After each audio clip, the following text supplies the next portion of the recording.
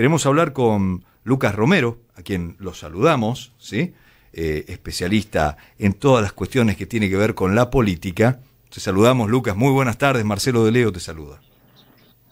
Buenas tardes, Marcelo. Buenas tardes, equipo. ¿Cómo andan ustedes? Muy bien, muy bien. Y queríamos pensar juntos esta cuestión, más allá del día a día, más allá de la noticia de cada día. Digo, si esta aparición tan rápida, este corto camino pero tan intenso de Javier Milei, significa, si lo podés analizar vos así, una nueva forma en sí, de que cambie la política argentina, incluso en el resto de los partidos, incluso en el de los tradicionales.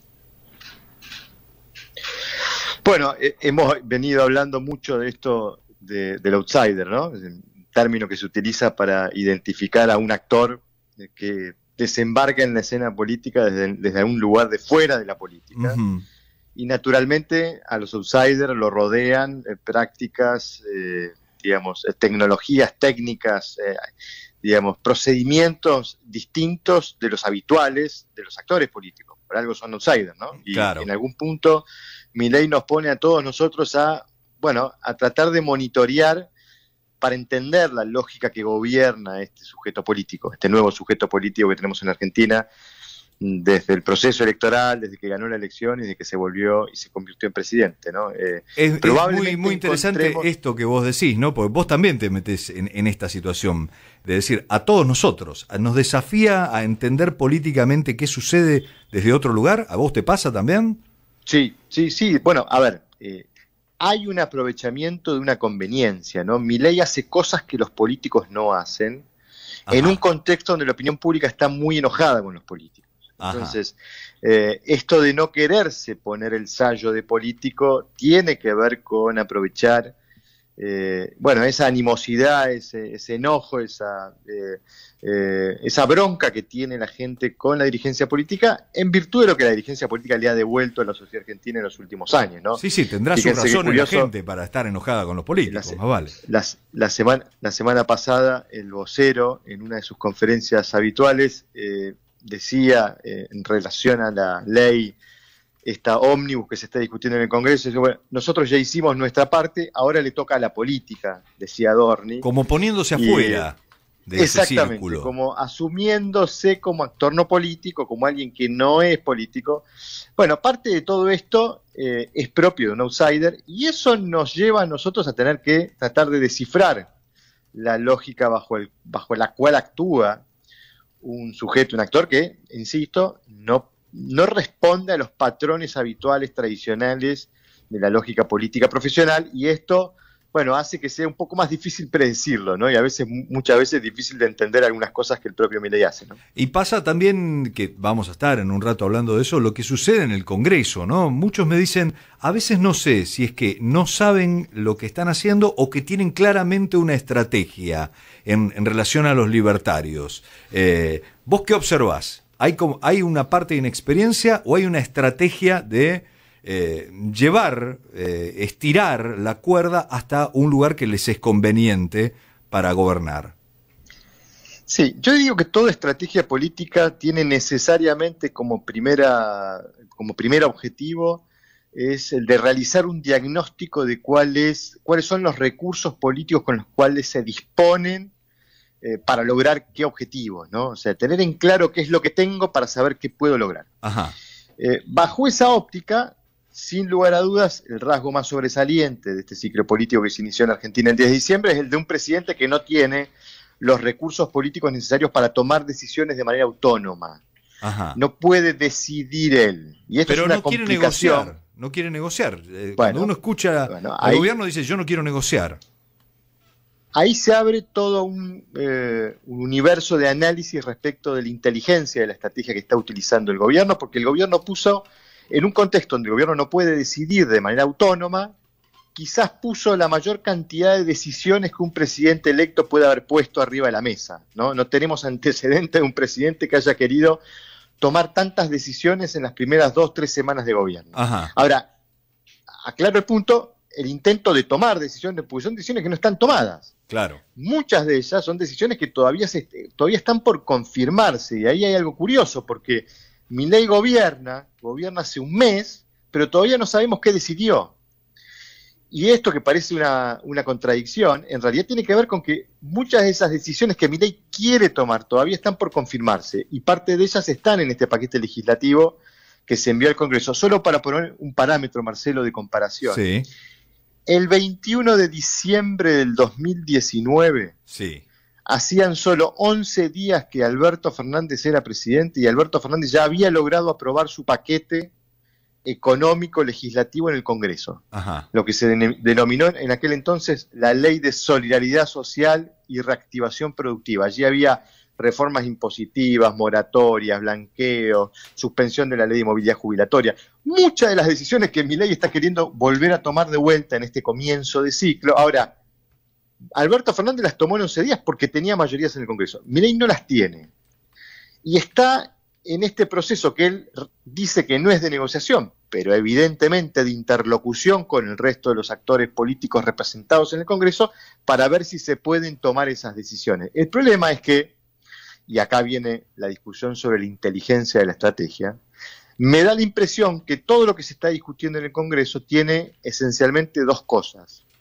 Cosas urgentes e importantes y cosas menos urgentes y menos importantes. Están todas metidas en el mismo instrumento de discusión legislativa, y a mí me da la impresión que eso está ralentizando el proceso de toma de las cosas urgentes e importantes. Creo que para Milei, y esto es una mirada, una subjetiva obviamente, le estoy volcando mi análisis, yo creo que para Milei era mucho más importante tomar alguna de las decisiones que están en esa ley ómnibus con mucho mayor rapidez, para poder lograr mejores resultados y resultados más rápidos en términos de su programa económico, y da la sensación que este proceso se ha vuelto muy, muy engorroso y muy lento en términos de la confirmación de esas decisiones. Quizás le convenía negociar y sacar rápido las decisiones urgentes e importantes y después seguir negociando el resto. Bueno, él optó por otra estrategia. El tiempo dirá si efectivamente la estrategia del gobierno ha sido más inteligente de la que creo yo debería haber sido. Me mira Pablo Winocur, te quiere hacer una pregunta. No, ¿qué sé, claro. Lucas, ¿cómo estás? Te preguntaba, vos decís, bueno, esto está ralentizando. Ahora, yo también te puedo decir, mientras todos estamos discutiendo si la toga sí o la toga no, mientras estamos discutiendo si el Instituto del Cine sí o el Instituto del Cine no, entre las mil de otras cosas, la reventa de entradas, todas las cosas superficiales que estamos discutiendo, mientras tanto, el gobierno sigue reajustando precios, reajustando tarifas. No se habla de salarios, no se habla de jubilaciones. Es decir, está haciendo el ajuste mientras nosotros discutimos otras cosas. Desde ese punto de vista, ¿no es inteligente la estrategia? Bueno, todo análisis de inteligencia estratégica supone poner los pros y los contras en la balanza y eventualmente hacer una cuenta. Es cierto lo que vos mencionás. Lo que vos mencionás son los pros de esta estrategia, de haber puesto tantos temas sobre la mesa, que los temas más costosos políticamente hablando, más impopulares, están metidos en una maraña de decisiones, muchas de ellas con mucho aval y consenso social. Uh-huh. Entonces, digamos, esta es la parte positiva de la estrategia. Ha logrado ocultar temas muy engorrosos, como por ejemplo la suspensión de la ley de movilidad jubilatoria. Ahora, el tiempo pasa, y esto pudiera ser un contraindicado para las necesidades de Milei, que es la de mostrar resultados rápido, porque el proceso económico es un proceso muy complejo, lo tiene que gobernar rápido, tiene que demostrar no solo a los ciudadanos, obviamente, pero también al mercado de que este programa económico es viable, de que finalmente las decisiones van a salir, porque si el mercado se empieza a impacientar, eso puede generar complicaciones, sobre todo en el mercado financiero. Entonces, hay que ver si él finalmente logra sacar las decisiones que él tenía que sacar, que él pretendía sacar. Ponele que en el más menos pueda haber algún saldo positivo en esta estrategia. Ahora, si la ley de movilidad jubilatoria no sale, si las retenciones no salen, si el blanqueo no sale, y si las facultades delegadas no salen, bueno, entonces, digamos, terminamos poniendo muchas cosas para decorar las medidas impopulares, pero las medidas impopulares no las pude sacar porque perdí el momentum, que el momentum era al comienzo, cuando nadie estaba con la legitimidad y la autoridad de imponerle condiciones a un presidente que acababa de asumir a su vida. O sea, Lucas, hay ahí una dinámica que habrá que ver al final con los resultados para ver cuál de las estrategias posibles era la más inteligente, ¿no? La imagen de Milei y del gobierno, ¿cómo está ahora respecto a diciembre? Mirá, nosotros acabamos de terminar nuestro estudio de enero, nosotros registramos un incremento de casi 7 puntos en la imagen negativa y una caída de 3 puntos en la positiva. Obviamente estamos hablando contra el registro tomado la primera semana de gobierno, el mejor momento de todo presidente, claro, donde todo es expectativa, donde hay mucho optimismo y mucha esperanza respecto de que finalmente se puedan resolver los problemas. El tiempo empieza a pasar, las decisiones empiezan a transcurrir, los impactos de las decisiones empiezan a hacer su trabajo y eso obviamente va a ir erosionando ese capital. ¿Y eso es mucho o poco en este tiempo? Esa caída que vos decís de la imagen positiva y el aumento de la imagen negativa que vos percibís en este estudio, ¿es mucho o poco comparado con otros presidentes, con otros momentos?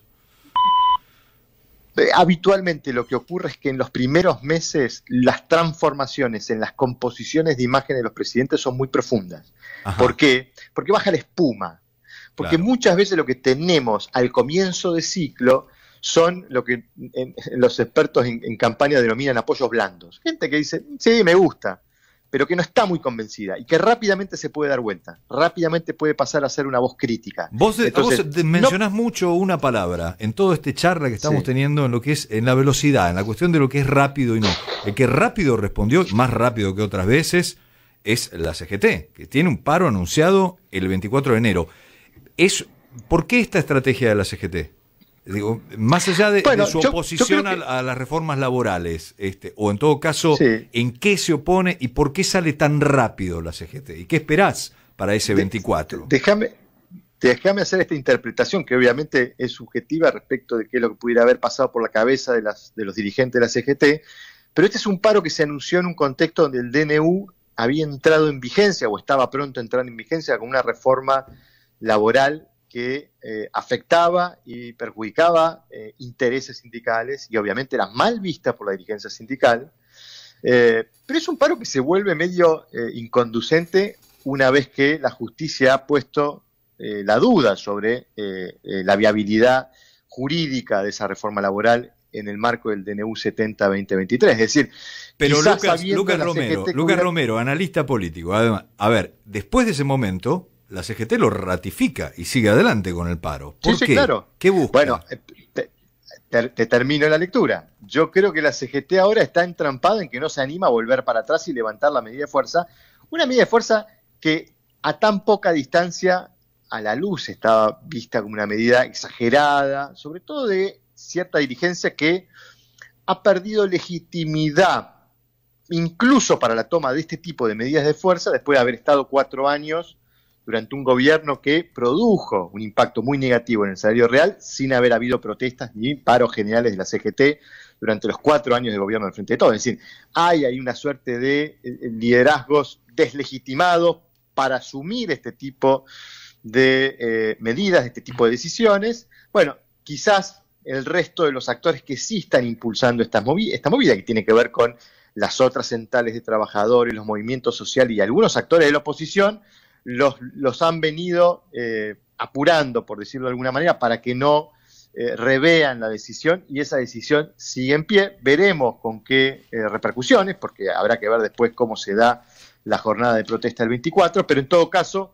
seguramente ha quedado un poco en falsa escuadra, sobre todo después de que la justicia, insisto, interrumpió la vigencia del capítulo laboral del decreto de necesidad de urgencia 70-2023. Estamos hablando con Lucas Romero, analista político. Hablamos del impacto en la política de Milei, de la aparición de estos primeros días de gobierno. Hablamos también de este paro convocado de la CGT.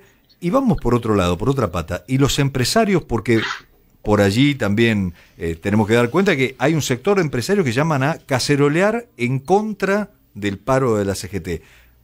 Es difícil hablar solamente de un sector que agrupe a los empresarios en Argentina, pero ¿qué observas vos? ¿Cómo ven este momento de la Argentina, de la conducción política de Milei y de la oposición que ya tiene la CGT allí? Yo creo que no, me animo a decir que parece una obviedad decir que los sectores empresarios probablemente estén muy contentos con el espíritu general de las medidas que está intentando tomar Milei. Todas ellas medidas orientadas a desregular la economía, a tratar de quitar la presencia del Estado en los diferentes mercados que funcionan dentro de la economía, es decir, a tratar de tener una economía más saludable desde el punto de vista macroeconómico. Me imagino que esto es un consenso bastante generalizado en el sector empresario respecto de que esto era necesario.